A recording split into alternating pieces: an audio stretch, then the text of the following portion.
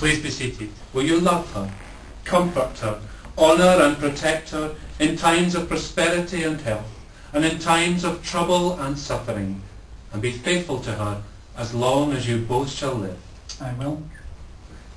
Kay, will you take David to be your husband in Christian marriage? Will you love him, comfort him, honour and protect him in times of prosperity and health, and in times of trouble and suffering, and be faithful to him as long as you both shall live? I will. The seal of the vows you're about to make, you join hands and you stand before me in the presence of family and friends. I, Kay, take you, David, as my husband. I promise to be there when you need me, to comfort and encourage you, to help you reach your goals, to be your very best friend, to be there in sickness and in health, in sunshine and in shadow, and to love you all my life. I, David, take you, Kay, as my wife. I promise to be there when you need me, to comfort and encourage you, to help you reach your goals, to be your very best friend, to be there in sickness and in health, in sunshine and in shadow, and to love you all my life.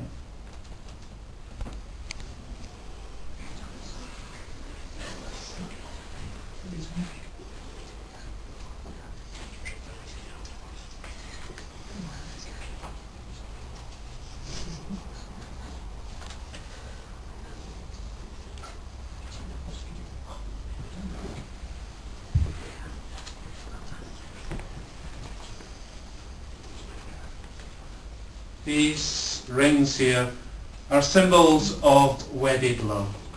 They're made of pure gold to symbolize pure love. And being unbroken circles, they symbolize unending love. As often as either of you see these rings, you'll be reminded of this special moment and of the unending love you have promised each other to this day.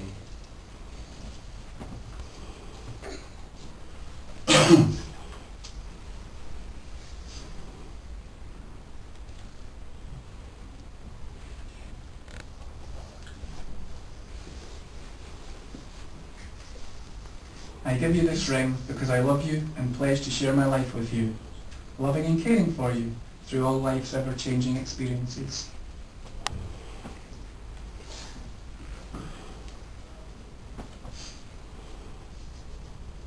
I give you this ring because I love you and pledge to share my life with you, loving and caring for you through all life's ever-changing experiences.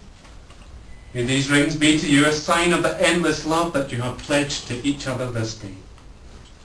David and Kay, before God and these witnesses, you pledge yourself to one another in the exchange of vows and the giving of rings. Therefore, in the name of God Eternal, I declare you to be husband and wife. Far be it from me or anybody else to tell you what to do, but if you wish, you may now kiss.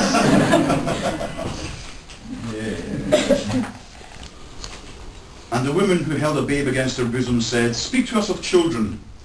And he said, "Your children are not your children. They are the sons and daughters of life's longing for itself. They come through you, but not from you. And though they are with you, they belong not to you. You may give them your love, but not your thoughts, for they have their own thoughts. You may house their bodies, but not their souls, for their souls dwell in the house of tomorrow, which you can never visit, not even in your dreams. You may strive to be like them, but seek not to make them like you, for life goes not backward, nor tarries with yesterday. You are the bows from which your children as living arrows are sent forth. The archer sees the mark of the path of the infinite, and he bends you with his might, that his arrows may go swift and far. Let your bending in the archer's hand be for gladness, for even as he loves the arrow that flies, so he loves also the bow that remains stable." Then Almitra spoke again and said, "And what of marriage, master?" And he answered, saying, "You were born together, and together you shall be for evermore. You shall be together when white wings of death scatter your days. Aye, you shall be together even in the silent memory of God. But let there be spaces in your togetherness, and let the winds of the heavens dance between you. Love one another, but make not a bond of love. Let it rather be a moving sea between the shores of your souls. Fill each other's cup, but drink not from one cup. Give of one another of your bread, but eat not from the same loaf. Sing and dance together and be joyous, but let each one of you be alone, for even though the strings of a lute are alone, yet they quiver with the same music. Give your hearts, but not into each other's keeping, for only the hand of life can contain your hearts. And stand together, yet not too near together, for the pillars of the temple stand apart, and the oak tree and the cypress grow not in each other's shadow. Amen. And thanks be to God for these words of comfort and of love.